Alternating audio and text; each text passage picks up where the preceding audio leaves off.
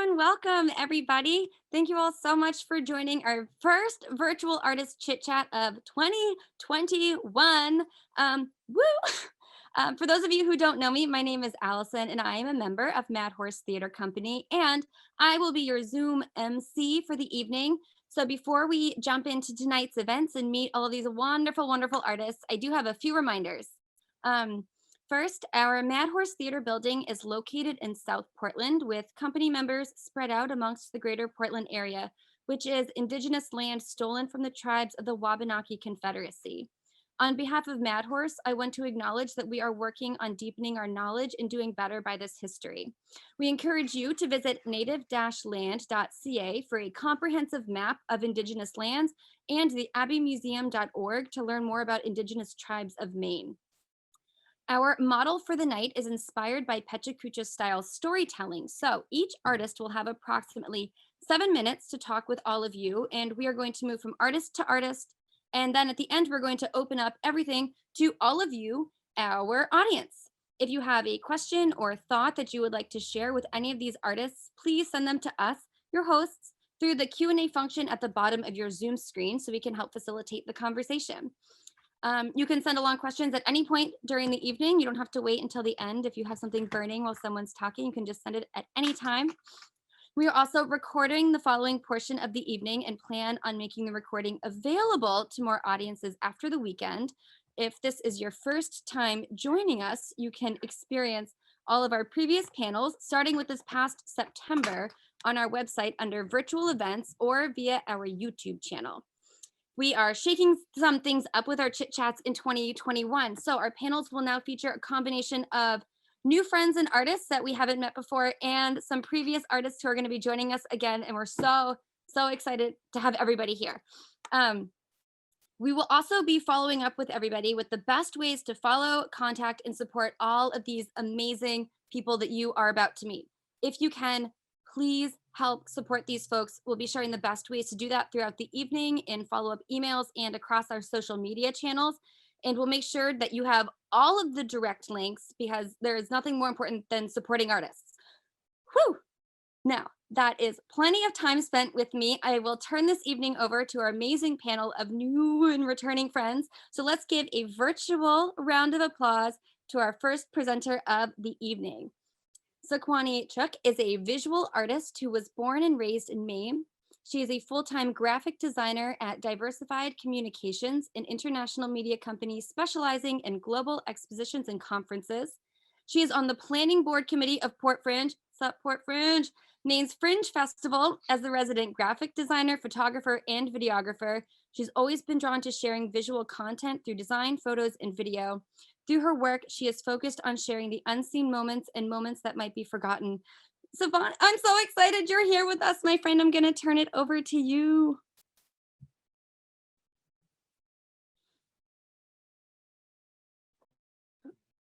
I'm muted. So for tonight, I'm going to be sharing some of the projects that I've worked on for the past 2 years, and it's mostly documented work. And then later on, I'll be showing some of my personal work. So my day-to-day is usually, creating logos or marketing pages.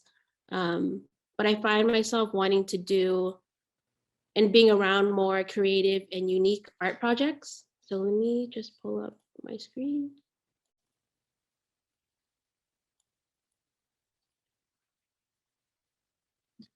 So one of a really special project to me is working with the collaborative group Bear Portland. So essentially what they did was acquired a storage unit through an auction, and they took the objects from the unit, cleared it out, and curated into a final performance piece. In the beginning, they did an exhibit called the Unboxing Party with the objects. One of the company members did a installation of the phone books that the previous unit owner had.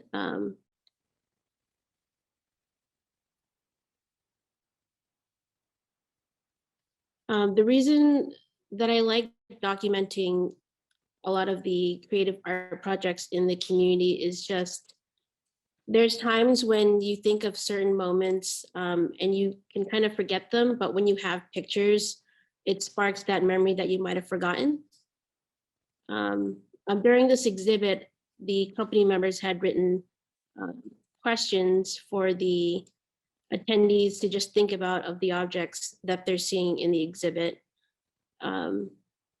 A similar experiences, if you've ever seen Storage Wars, it's kind of crazy how you can just buy someone's storage unit and just do with however you please with them. So there's a lot of questions that's when someone abandons their objects, there's the ethical question of what can you do with them? So these are just more pictures of the objects that they had. This person had a lot of prepackaged material and food processing items.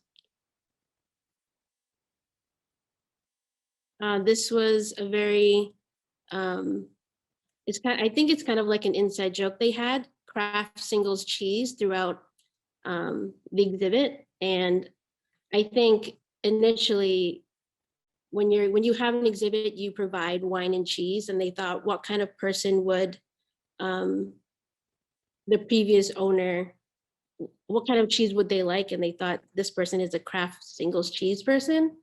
And the sticky notes are just, when the attendees saw the objects, they were to put sticky notes on the objects that they liked the most.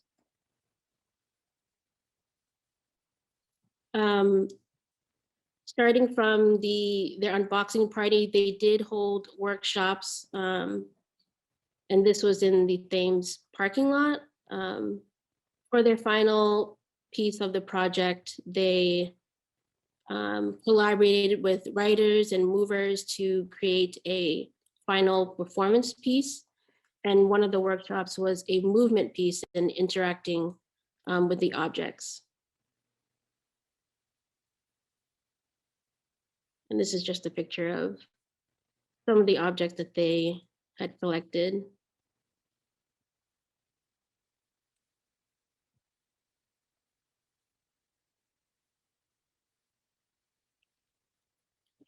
So for their final performance piece, they performed at the former Maine Girls Academy. So it was a immersive installation and performance. They did it in the library. So this is the empty library, but it still has some books, and there will be some pictures later that'll show how they've installed the pieces for the performance. And these are the actors.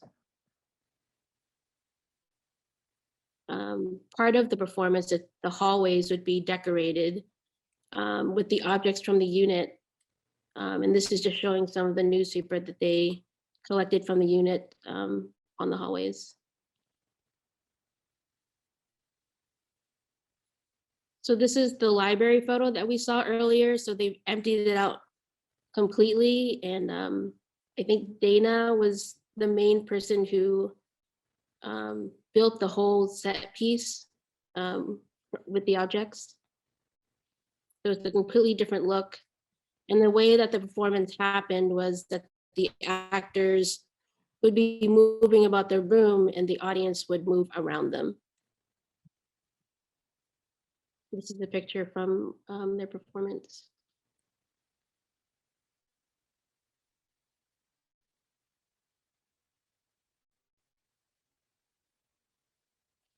Another way that I document is I'm on the Port Fringe Planning Board Committee, and I take pictures of the events that happen. And Port Fringe is essentially a week-long fringe festival. And we help showcase many different types of performances and events, installations, and edgy and experimental work. A lot of these performances are one-time performances. This might be the only time that they perform them live, or it might be the first time they performed it ever. So being able to help document these pieces for the artist and audience is a good thing so that they have something to look back on.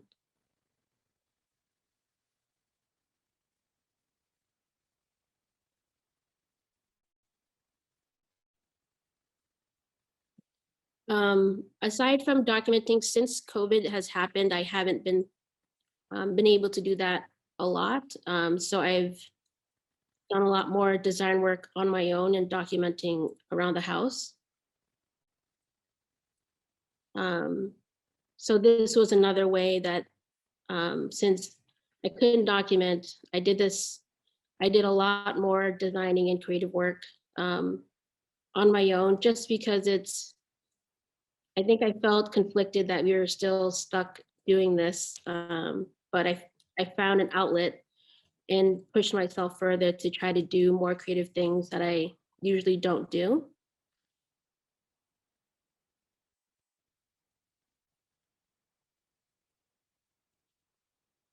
These are some of the pieces where um, just to give myself a reminder to keep pushing myself and to keep going.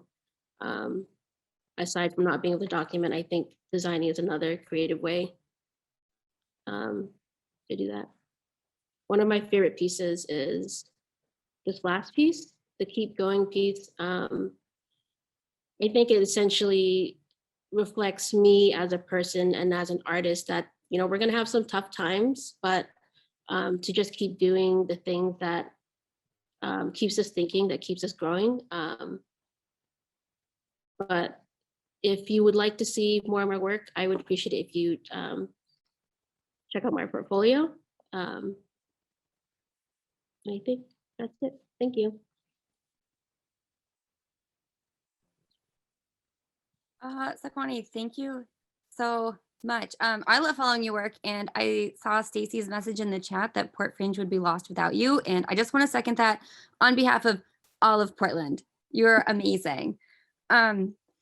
Friends, if you want to follow more of Sakwani's work, you saw the website and Instagram handle, but don't worry, we'll also make sure to share all of that with you in our follow-up materials. But we're going to shift over to our second artist of the night, Megan Tripaldi. Megan is a local artist, actor, and produced playwright who is currently in the middle of grad school. They decided that the pandemic was the best time to get a master's degree. I mean, yas fam. And while it's a lot of work, they love it so much. They also realized that taking breaks is really important and that working yourself sick is a thing that no longer appeals. Again, yas fam. Welcome back, Megan. We're so happy to have you joining us for another chit chat. Oh, thanks, Allison. And hi, everyone. Again, I'm Megan Tripaldi. I am the artistic director of Polyphonic Theater Ensemble. And yes, I'm currently in graduate school for playwriting at Goddard College. So in this brief 6-ish minutes, I'm going to talk about both things. So before we get started, the pandemic has changed a lot in the theater world. We all know this. I don't need to make a thing about it. And that is in fact why we're all on here, right? Doing this panel. So it's exciting. I mean, digital production is a new era of theater and we can't and shouldn't try to escape it. Plays are being published now for Zoom format. I mean, folks, it's here, it's happening. And it's also so cool that we are seeing the evolution of our field in real time. The important thing here is we found a way to connect. Theater has been around for generations upon generations because it is connection, and I want to celebrate being a part of that. So what does this have to do with why I'm on here? Okay, I'll start with my company.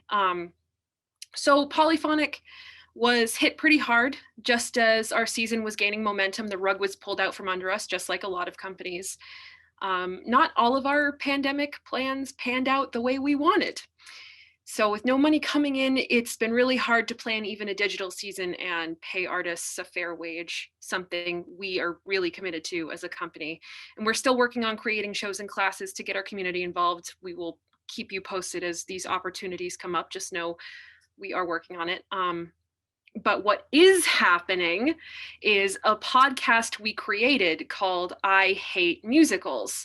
So every 2 weeks, Kyle Ahrens, Chantal King, and myself dissect musicals using history, plot, music, and our favorite part, the meat of the show, where we dig deep into racial politics, gender diversity, mental health, and a lot of other things. We rip these musicals apart so that we can ask the important question, should this musical still be done?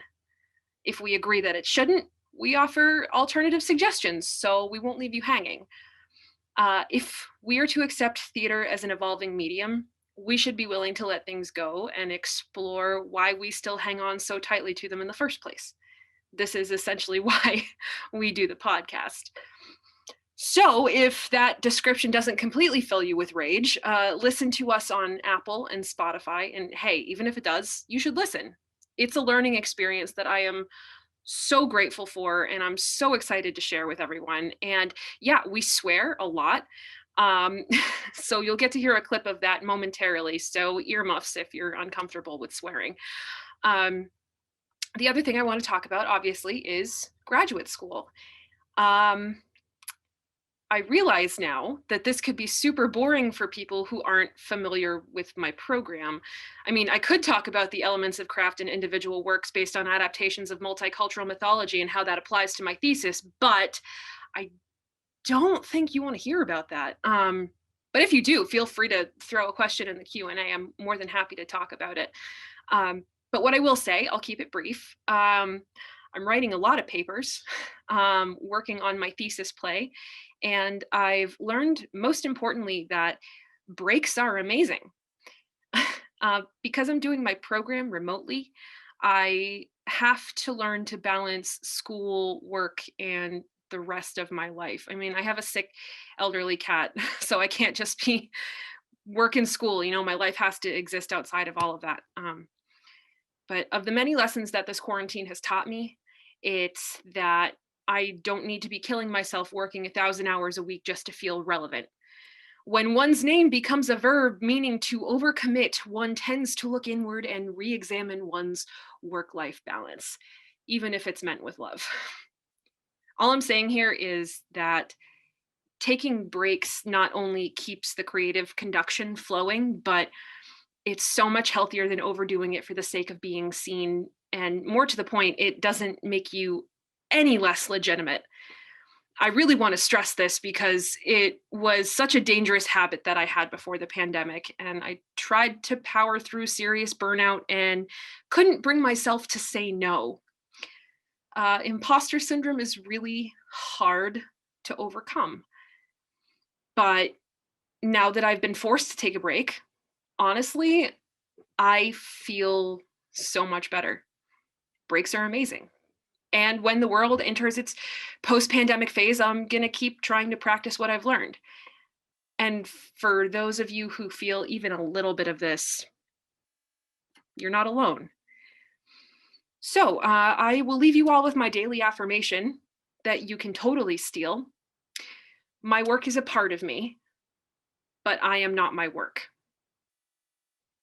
Now that I've spewed the gospel of breaks, please enjoy this exclusive clip from I Hate Musicals, the podcast, and our yet to be released episode covering Rent. How much of this do we think is Idina Menzel's fault? And how much of it do we think is the industry pushing her to do that? Look at all the roles she's forced to play. Kate in Wild Party. She's Maureen in this show. Get it! Right. All right. You can't just let me have this one thing. That's fine. Absolutely not. It's just The Idina slander will not go unchecked. I mean, Maybe I'm just mad because mezzos are underappreciated. And I mean, she should be able to say no, but how much of us in our careers have to do things we don't want to because we need to be successful? Adele doesn't. Yeah, listen, the black belty woman. Does it hurt? Not really, because I know how to do it, but like, it's there. But if it's like the only thing that you're allowed to do, it's like, can't I sing a nice, quiet, low ballad? It is the only thing I'm allowed to do. I'm so sorry. What's your favorite / least favorite song, Megan? Oh God, where do I start? Pick a favorite one first. You hater, you. I don't know. I'm all right. I'm gonna jump on that train with you, and yeah, take me or leave me, but only from Joanne's point of view. I Yeah, that's a fun one. I actually found myself in preparation for this. I was, going through the music and I started singing it in the shower and I was like, oh no, Damn it. fuck. And I appreciate the sentiment of I'll cover you. Yeah. Hmm. Okay. Anyway, yeah, Will I is, I mean, Yeah. not, I'm glomming on real hard here, but I mean, can you blame me? Least favorite. Yeah, that stupid fucking performance art is just pointless and I hate it. And yeah, I'm gonna throw Tango Maureen in there because it's a biphobic piece of trash. There it is. And you Yep. have it. Yep.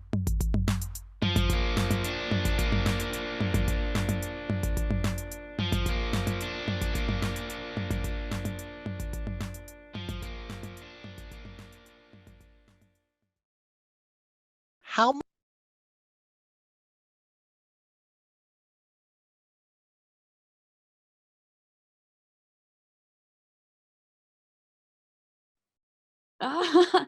Oh, thank you, Megan. I have to admit that Rent is one of my biggest guilty pleasures, but I do remember for college auditions, there are very specific requests from a lot of schools that they're saying like, please don't do the Over the Moon piece for an audition. We're all like, noted. Um, and for everybody else out there, I don't know about you, but I have increased my podcast listening during the pandemic, and I'm always eager to find new ones. So you can find I Hate Musicals, the podcast, on Apple Podcasts and on Spotify. And you can also visit the Polyphonic Theater website for additional info and for links. It is polyphonictheater.org/I-hate-musicals. And again, we will be sharing all of those direct links. So please don't fret if you're not writing things down. So our third artist tonight is Sam Sabatta. Sam, pronouns he, they, is a writer and poet, theater artist, and activist. He focuses his writing on trans issues, mental health, sex, and sexuality. They have been a consent educator with Speak About It for 3 years and is continuing to spread their knowledge and experiences through their writing. Sam, I am so delighted that you are here with us tonight. Yeah, thank you so much for having me. I'm going to jump right in with a poem / creative nonfiction piece called The Hospital Lawn. The lawn on McLean Hospital in the outskirts of Boston, Massachusetts, USA, planet Earth. I had signed out at the front desk at the inpatient residence building and walked into the cool evening air, my headphones in, blaring the most recent Ben Folds solo album, his sounds flowing in and out of my ears like water. Piano and flute and string commingling to set the mood, brass and drum pushing me forward. I walk the path that leads me down the hill the building sits on with a rhythm to my step, mania swelling within my chest. Then I go rogue. I'm diverting from the path and skidding across the deep green grass. Forget these Birkenstock sandals, I don't need them. Kicking them aside and scooping them up with my index and middle finger, I trudge on with the tickle and shock of damp blades on my soles. Taking in the moment, I look over the neatly manicured lawn. A large oak tree sits on the corner of the lot. The leaves are still in the evening air, a stillness my mind envies. Tonight is not a still night. It is dusk and the sky turns a gradient of beautiful blues with the white light peeking from the tops of trees as the last bit of the day sinks into the past. The stars have begun to arrive. There's something about having a mental breakdown and being sent away to a different state that really makes the stars feel like an anchor. No matter where I am, Orion's belt is a friendly reminder that all the stinging pain in my chest will fade away, just as these bright dots are fading slowly, light years away. 3 shining dots, seemingly perfectly aligned. How I wonder what those universes look like, and I wonder if life there is as peculiar and devastating as it is here. I wonder who is looking at our universe with curiosity and yearning for the same sense of groundedness. You're capable of anything, sings Ben's sweet voice in my ears. I stretch out my arms and throw down my shoes and run. I'm singing loudly into the void because no one is really around to hear me. Even if they were, I wanted everyone to know that I am that crazy patient who escaped from the ward, and it doesn't even matter. Once you've cried and screamed and felt your inner workings crumble to dust, nothing seems to matter. The city you built inside yourself, ancient mausoleums that kept all the small deaths, turn to ruins as your tears flow like a tsunami. Your screams rupture the walls you built up, come crashing down, and as the dust settles, we see as clearly as the night sky. Our traumas become our battle scars. Everything we once knew about ourselves, about our life, has built us up to realize there's only stars and moons, blue twilights and green grasses. But you don't seem to think that you could fly so low or sink so high, that you could ever love again or even try, that you could steal or cheat or kill or lie, but you might. Ben's words are blaring in my ears now. I'm spinning in circles and making myself dizzy. My arms stretch out wide, reaching towards a childlike state of being, taking up the space I wish I could when I wasn't alone. Like a red rubber ball in gym class, the lyrics hit me in the face. I cross one leg behind the other and spiral my way to the earth and lay on the cold ground. The grass feels itchy on my arms and legs. The world is still spinning in my eyes. The world is still spinning. I play this song on repeat. I feel freer than I ever have before. Thank you. Thank you so much to Mad Horse Theater Company for inviting me into this space. I'm honored to be among these wonderfully talented community members tonight.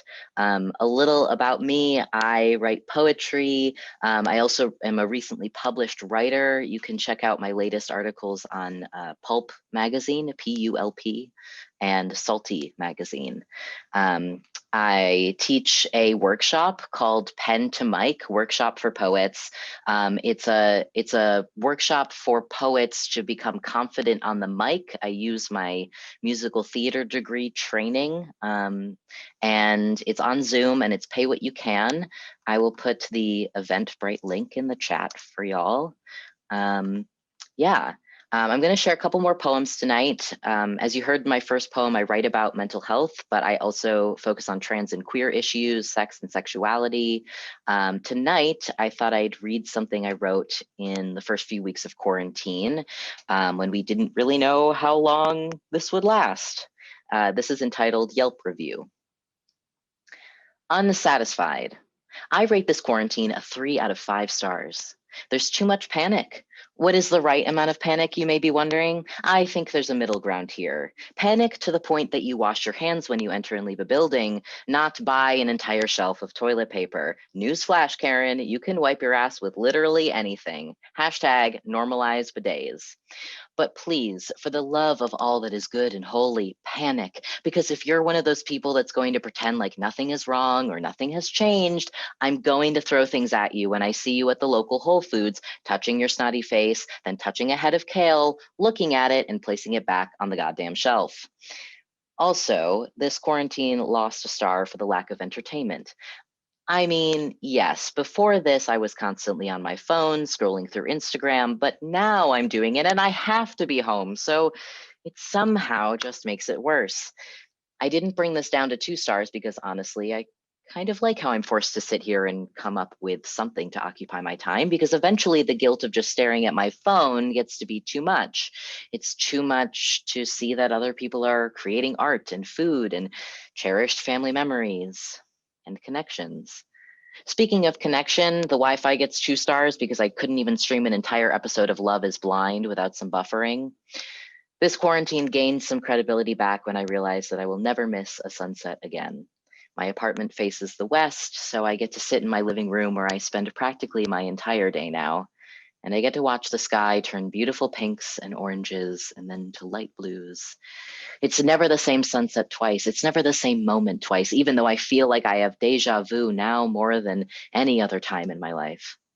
By the way, your phone will never capture the beauty of a sunset. So just enjoy it while it happens. Thank you. And then this last poem is from a workshop that I did with Miles Bullen. I don't have a title, but the prompt was, if your life was a room, how would you describe the room of your life? He stands in the doorframe, pondering the contents. Something's new, something's old, something's his, some things people dumped here. Layers of paint are peeling from the walls, colors of pink and blue and white and green. There is no ceiling. Sky's the limit, right? The window is wide open. He crosses to it and looks down, the ground so far below. There's photographs on the floor mixed with birthday cards and wedding invitations, flyers and junk mail, diary entries and magazine clippings. The closet filled with what looks like costumes, things he's worn by force or by choice, and the many empty hangers of what he may turn out to be. On a wooden desk sits a watch, the band too large for his small wrists, ticking away faintly. Time is moving on. If there ever was a time to start again, it would be now. He scrapes the peeling paint from the walls, rips up the floorboards, throws the furniture out the window. Crash, crunch, snap, bang. The foundation is shaking, but that only makes him move faster. He paints the walls with a map and marks where he's been and where he's going. He cleans the foundation and lays down new boards. He puts up new curtains to give the light a new color. He sews new clothes and irons them like his grandmother taught him to do at age 11. He rearranges new furniture into the stage because life is just a play. He sits in the center of the floor of his new room, looking up at the sky as the stars come out. There isn't a moment in sight when he wouldn't do it all over again. Thank you. And I'll just leave you with this 2-line poem. I saw someone using a broken headstone as a lawn chair today. To be as grounded as a grave would be a miracle right now. Thank you. Thank you so much. Appreciate you all.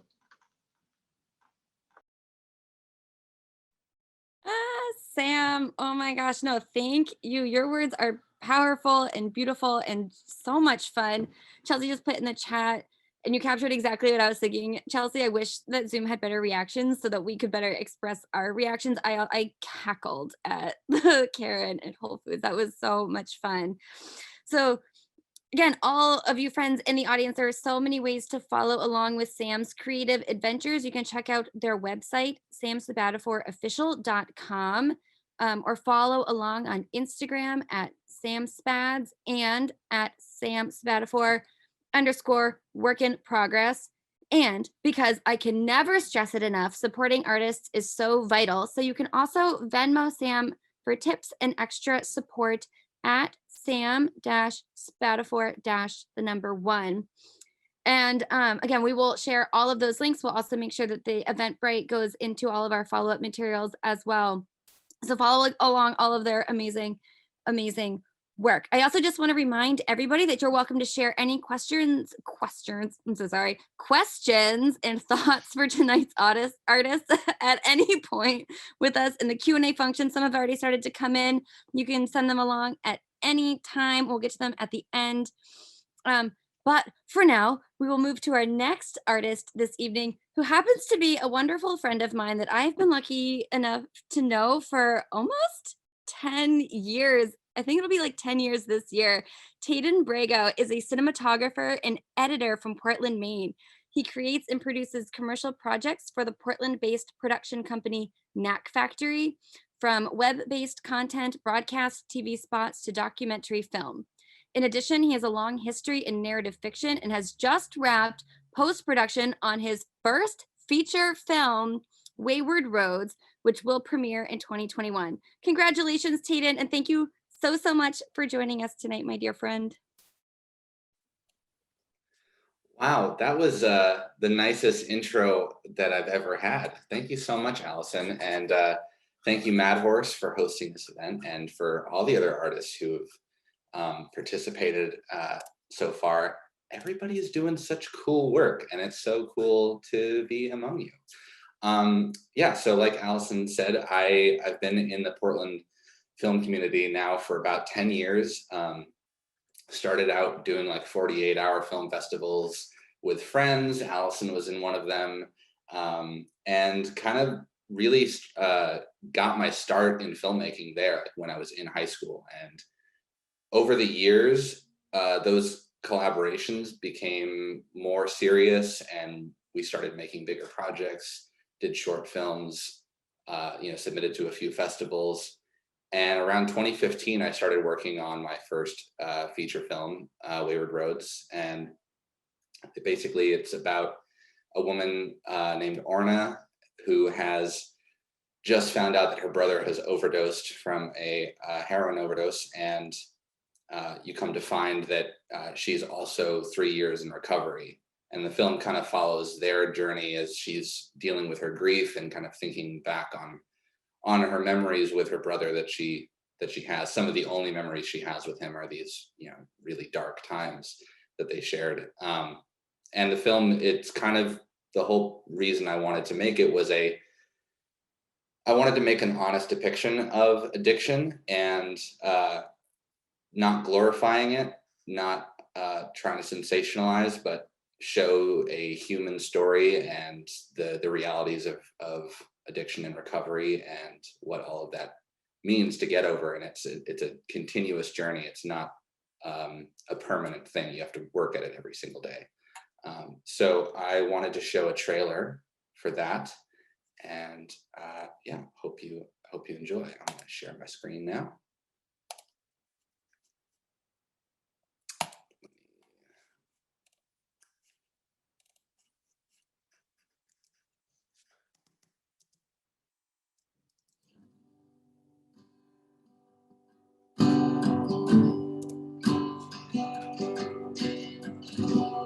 All for pickup with one headlight. Feel like I haven't seen you much lately. Stop outside of the one-lane highway. You see me every day. Young boy shooting mouth off, gun straight for daddy's shame. I think we should do a hit together. Daddy's lickings for the day. Signs, were you aware of your brother's medical history?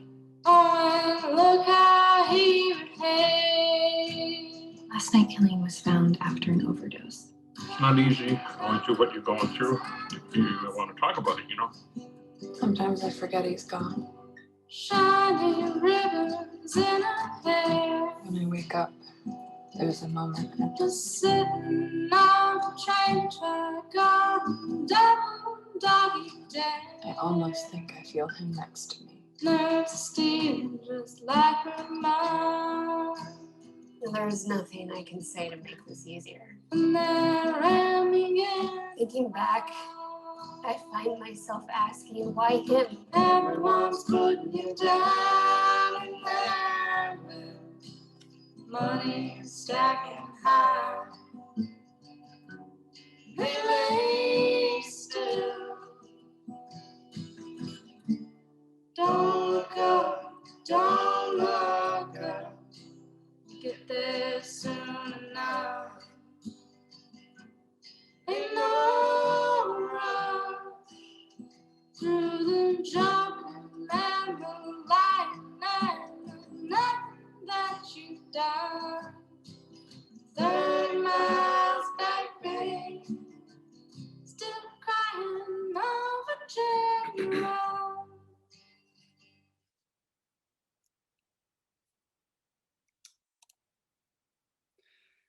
Yeah, so that's the trailer. I probably should have mentioned I also act in the film. And alongside me is Casey Turner, who's a longtime Portland actor, producer, and now just got on the board of the MFA as well, and several other people. I think that making films in Maine, 10 years ago when I started doing this here, it was always for fun. It was never for money. It was just a way to express myself. And I think that over time that's changed in the community, and now there is a feasible way to make a living here as a filmmaker, whether it's through commercials or narrative work. But I think that narrative feature filmmaking is something that seems kind of like an inconceivable thing to do without a production company behind you and backing you. And I think something that Maine has shown me is that you don't need millions of dollars to make a movie. You don't need huge studios. All you need is the community to come behind you and support you. And that's what's happened in Maine for me. And I think that the community here that we have is something that we take for granted a lot. I know that for myself, I could not have done this, without the days and days of volunteering from friends and people, like just letting us film in their houses, letting us use their truck. It's all a collaborative process through and through the whole way, down to the last piece of work. It took 5 years from writing to final cut, and I think that even if you feel like it's an impossibility, you can make a movie, and you just got to look around you and see what your resources are. I don't know if that's been 7 minutes or not, but I just really appreciate everybody hearing my story about this film, and I hope that people get to watch it soon when COVID is over, and we all get to sit in a theater and make films together. So thanks very much, and I'll pass it back to you, Allison. Oh my God, Tayden, that was beautiful. Congratulations. I'm just so proud I get to call you my friend. Like, you're amazing. God, your first feature film. I can't stress this enough, everybody. And after watching that trailer, I'm sure you all feel exactly the same way. I am out of my mind excited to see this entire thing. I can't wait. It looks amazing. And because I just can't help hyping my friends, Tayden is also a superb photographer, and you can follow his professional photography work as well as following along with all of his amazing film things.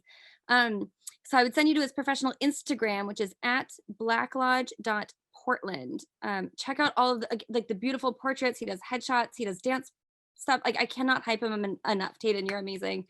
I'm so grateful that you are here tonight. Thank you for sharing your heart and your talent with all of us. And now I get to hype your wife. Our fifth artist tonight is Emma Brego. Emma is a producer, writer, and director based out of Saco. She works for crews ranging from shoestring budgets to multi-million-dollar productions for clients like Nike, Machias Savings Bank, Ninja Kitchen, Intel, and Maine Health. Emma has also worked on multiple feature film sets, including Don John, Dallas Buyers Club, Little Women, and the local triumph Blood and Money, originally titled Allagash. During her free time, she produces and directs her own short films and spends every free weekend rock climbing in the White Mountains. Heckin' yeah. Take it away, Emma.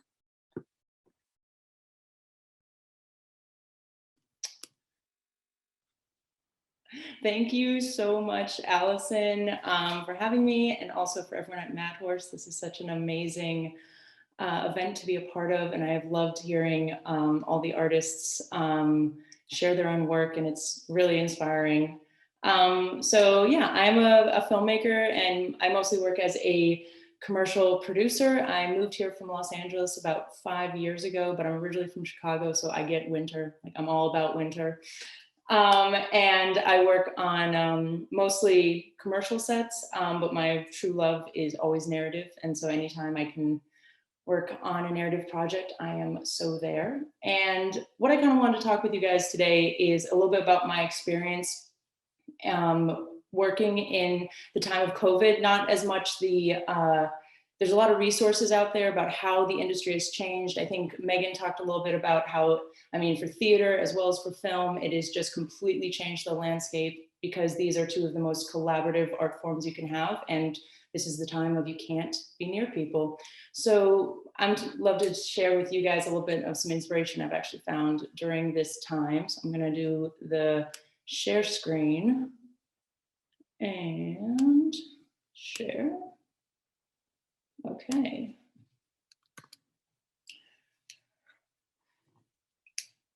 So this is what I like to call the before times, because it seems like so long ago that this was happening. But I've worked on a lot of different size sets, and I love the collaborative nature of filmmaking. And the key I found to successful independent filmmaking is all about playing to your strengths and your resources, because as much as we would love to have Marvel-sized budgets, we're all broke artists. And so it's more about, as kind of I think Tayden mentioned, like whose house can I borrow, whose car can I borrow, who owes me a favor, what locations do I have access to? And Maine is such an amazing collaborative state, and I've loved working here. And that was amazing to have this wonderful artistic community there to support us. But then of course we came to the after times, when suddenly we cannot work in the same way we used to be able to. And just like the rest of you, the entire summer was spent quarantining with my husband, with no resources, completely cut off from the community that I loved so much. And really, I am my most happiest when I am creating something. That's what I love to do. And so suddenly, what can I do when I'm stuck in my apartment all day, and what can I create and make? And I was very fortunate because a lovely fellow filmmaker named Wesley Sears, who is part of Media Loma, which is a wonderful local company. He had this idea for a short called I'm Glad You're Here. And this was a project, I kind of call it a variety show meets Mr. Rogers for adults. And we said, well, we have skills, we have an ability to make short projects. And so we decided to collaborate with some other fellow filmmakers to create a variety show of just different skits that we only filmed inside of our homes there and our studio, which is called Overlook. And it is myself, Tayden Brago, Wesley Sears, Jeff Gricci on the top left, and Mariah Bergeron on the top right. And this is just kind of the whole thing's about 18 minutes, so I'll let you guys find it on YouTube. But it is just all these little pieces that we got to write, produce, and shoot in our respective homes and apartments, and just via Zoom, figuring out how we're going to shoot it all, and me behind a camera, which never happens. And it was just the most fun thing to do. And I was very grateful to be a part of it. But it shows how I think this is kind of a great example of how the limitation actually became the inspiration behind a piece. And that was us desperately trying to find, like, what corner. Tayden and I lived in a tiny apartment, and like, what corner of our house have we not shot yet, so that we kind of tried to keep it fresh and fun. And I hope there'll be an episode 2 eventually. And that's something that I hope makes you smile and kind of immortalizes this crazy time when we were just stuck at home all day long and going a little crazy. And kind of how I want to wrap up what I want to talk about is part of what we shot, I'm Glad You're Here, we shot at our studio. Wes, Tayden, Jeff, and I, we are part of a creative, I guess, collective called Overlook. It's in the West End, and it's kind of a combination of office space and studio. And we use the space all the time for our own creative projects, but I think I'd love to use this platform to kind of tell more people about it, because I know how difficult it is when you have an idea for a project and you just wish you had a space to shoot it in, or whether it's a photo shoot, video shoot, dance rehearsal, theater performance, obviously maybe not now, but hopefully once we're past this. I just think I'm very grateful to have this kind of space at my disposal, and I would love to see more people in the community take advantage of it when they needed it. So please feel free to reach out to me or Tayden, because we would love to give this as a resource for people in the future. So that's kind of my spiel. I will put it back to lovely Allison. Thank you so much for, thank you so much. Emma, no, thank you. Gosh, you guys are amazing. I also, Stacey wrote that Port Fringe loves high output. I'm gonna echo that. I love high output. Everyone should love high output. It's such a great resource, and so grateful to have you in the community. Friends, you can find more info about all of the amazing work that Emma does by visiting her website. It's ecgreg with 2gs.com. And if you would like to watch all of I'm Glad You're Here, which trust me, you do, it's awesome and hilarious. I've had the absolute pleasure of watching it. You can find it on YouTube. Search Overlook Micro Cinema, and that should guide you right there. But again, we will make sure that all of these links are included so we can send you the direct stuff to get you right there. You can also follow Emma along on Instagram, although heads up, it's a private one. It's at ecgreg, again, with 2Gs. Tayden and Emma are also going to be featured in a local film fest called Main Street USA, Maine, like our very sweet state. And you can learn more about that by visiting www.mainstreetusa.org. It sounds awesome. Congratulations, you two. You guys are so cool. And I just want to also remind everybody, it's been so fun reading all of the hype along in the chat, and I love sharing all of this energy. But if you also have questions and other thoughts you would like to share that we can get to at the end, you can send it to us in the Q&A function at the bottom. It's nice that we can divide and conquer. You can send them to us anytime. But now I'm going to transition over to the one, to the only, Barry Robinson. Barry has worked in television, film, theater, and theater education for the past 13 years. Starting his career here in Portland, Maine, he received his MFA from Columbia University's graduate acting program and has worked across the country, including Portland, Boston, New York, Baltimore, San Francisco, and Cincinnati. Some favorite productions include Top Dog, Underdog, Shakespeare in Love, Twelfth Night, Othello, and Julius Caesar. And this coming year, he will be appearing in upcoming TV series on both Showtime and AMC. Yas, Barry, I'm so excited for you. And thank you so much for joining us tonight. Thank you so much, Allison. You are the best hype person a person can have. My co-teacher for the class I'm going to be talking about, Dave Register, sends his warmest regards. He wishes he could be here, but he sent me as the representative of our new acting studio that we finally gotten a chance to realize, at least on Zoom at the very moment, called R&R Acting Studios. And in our inaugural time, we are going to be offering a contemporary scene study class that is designed for actors who wish to sharpen their craft and broaden their understanding of the current theater. We know that since COVID, we haven't had a lot of opportunities to perform. We know that when vaccines get rolling and things start to open up, there will be more auditions and more opportunities for us to act on stage and on film.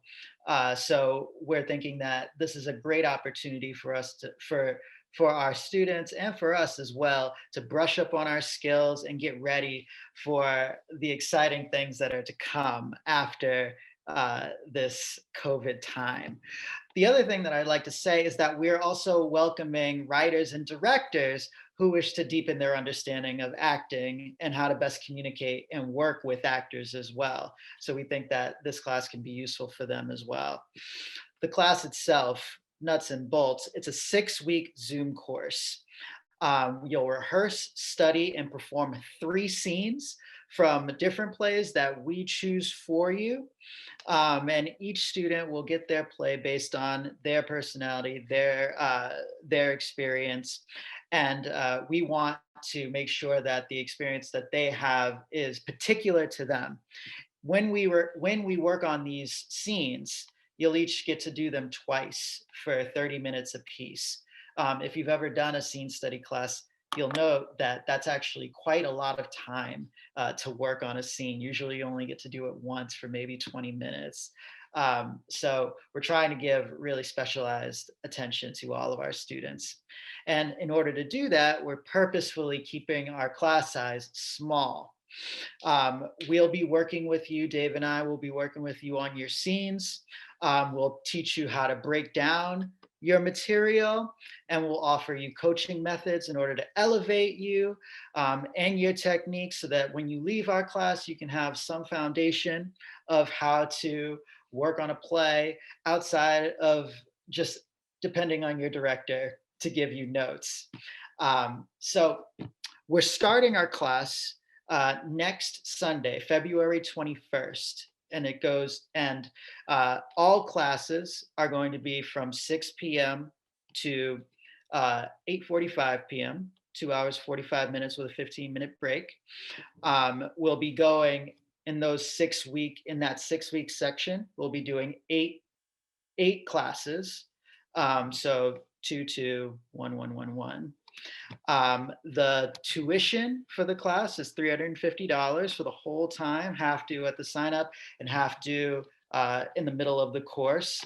If money is an issue for you, which it is for so many people, we have had a generous benefactor come to us and say, hey, if somebody needs some help paying for some or maybe all of the class, I would be willing to pony up some money. So if you are still interested and you don't have $350 or $250 or whatever to take the class, just email us, talk to us, and I almost guarantee that we'll be able to figure something out for you and accommodate you. Just to give you an idea of what Dave's career is like. Dave is an actor, he's a musician, and he's also a theater teacher. He has 10 years experience. And most recently, he was in the Broadway production of Harry Potter. And he's also, pre-pandemic, he was touring Harry Potter as well. So he's the real deal. He has film and television experience as well. And he and I have been talking about doing a class for so long. And we're very excited to have an opportunity to open this up to the Portland community who we love so much. And we're so grateful for Mad Horse for giving us the opportunity to pitch ourselves to you. We both have extremely fond memories of Mad Horse. It was one of the first theaters that I worked at after I graduated from school doing 6 Degrees of Separation. And we couldn't be happier to be back with the community. So if you have any questions for us or want to contact us about signing up, we currently have 1 slot left. We have 9 people. We wanted to have 10. We really would like to have an even number of people so that we can have the scenes line up. So we have 1 slot left. However, if you had 2 other friends that wanted to do it as well, so we have 12 people, I bet we could figure that out too. So our email address is the letter R and A-N-D, R, acting, @gmail.com. I'll write that in the chat too so that you all will have it. I think that's all I have. Thank you so much again, and I'll hand it off back to you, Allison. Thank you. Thank you, Barry. I'm so excited for you and Dave. This sounds really awesome. And I'm really excited about this endeavor that you guys are launching together. So again, friends, if you can, take a class from these 2 gents. They are just wonderful humans and just so talented and have so much experience. I cannot stress enough like how awesome this is and how excited I am. And again, you can email the letter R, and R acting @gmail.com to register. We will also make sure that that's included in all of the follow-up materials with the info from Barry. But now I'm going to move us along to the finale of the evening. We are absolutely delighted to welcome back our friends of Balderdash Academy. Balderdash Academy produces the improv comedy game show of the same name on YouTube, and Balderdash Academy's Teachers Lounge, an improv comedy sketch podcast set in the fictional Balderdash County, featuring Steve Corning, Carla Rose Dubois, Nate Green, Randy Hunt, Bob LeBlanc, Molly McGill, and Marie Stewart Harmon. You might recognize that name from Mad Horse. You can also find Balderdash Academy on YouTube and on your favorite podcast services. But before you go searching for all of these fun ways to get extra giggles, let me throw it over to Headmaster Bob and the Balderdash faculty. So the first thing that we need to do is I need a letter and a noun. Anybody can throw it out. If you want to have it be a panelist, if you want to have it do it through the Q&A, I need a letter and a noun.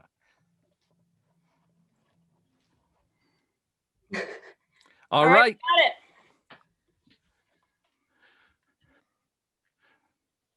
Good afternoon, Dashers. Could the faculty assisting in the Pringles potato chip eating contest please report to room T? That's room T as in Tom. Faculty, good to have you here. Tonight, we are going to focus on the Pringles eating contest. Poppin' Pringles is what I do daily. I can't wait for this. Very salty Pringles might pose a factor here. We're gonna need to have some Balderade on hand for our students for these very salty Pringles. Very important to have some sort of beverage to quench the thirst. Listen, I know Pringles are really important to stack, so if we can get a variety of Pringles, I think that would befit us the best. X-rays last showed me that you should not eat an entire Pringles can like a pill. You guys are right. The drinks are very important. That's why I've got plenty of Balderade lined up. The tang of the Tabasco sauce and the sting of the vodka will help take away the potato aftertaste. Zero in on what flavors we're looking at here. All the flavors in one big bowl, mix them up. Let's do it, potpourri. Bubblegum, it's their newest flavor. Bubblegum Pringles, it's the newest rage. It'll be poppin'. Catfish. I know it's it's a debated flavor. It's right up there with artichoke hearts, but I think if we get catfish in there, we might just be able to lure out some people in the deep dungeon of Balder. Dude, you are absolutely right. Catfish will actually lubricate the throat a little bit, kind of like hot water during hot dog things. It just slides right down. Elephant ear is another flavor, which I think is a pastry they make down at the Artisanal. Find me elephant ears and we can skip the Pringles. That's what I'm saying. Great. Although I think we might have a problem obtaining elephant ears. Perhaps there is a substitute of a similar flavor that we can come up with.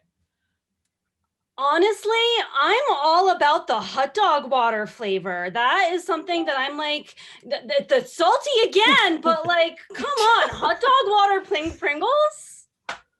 I'm a fan. I gotta admit it, I'm a fan. Call me crazy. I'm into catfish and artichoke heart Pringles, but hot dogs, I mean, let's do it. Let's be different.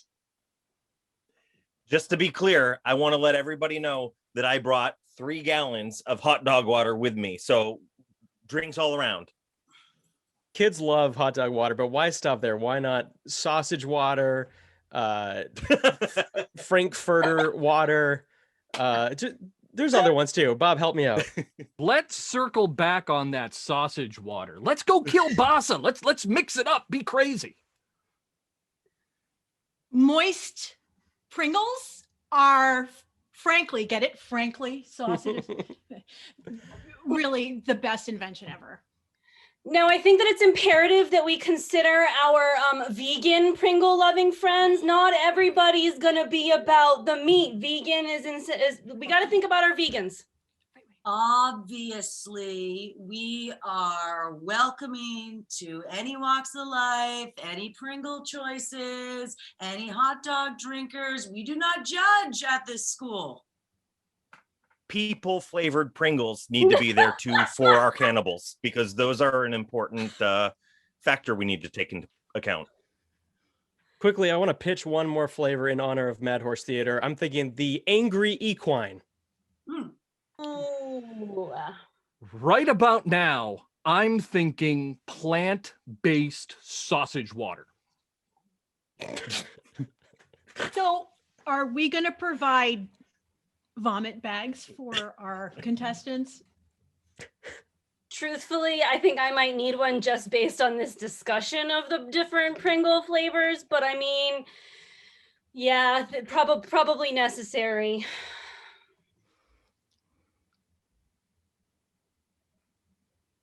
quick, let us all write this down. Let us move this forward. Excellent ideas. Fantastic meeting. Let's pick this back up after we try some of that plant-based sausage water. Who's in? I'm in. I'm game. I'm in. Same time Wait, next week. is the sausage Excellent. plant-based or is the water Who's plant-based? bringing the tums? We'll figure it out. Okay. Okay. So, all right, that sounds good. that was part of our sketch-based serialized improv, which you can find more of on our Teachers Lounge podcast. That's Balderdash Academy Teachers Lounge. It was a spin-off podcast that became so popular we needed to start its own channel. Should be fully populated on all of your podcast services within the next week or two.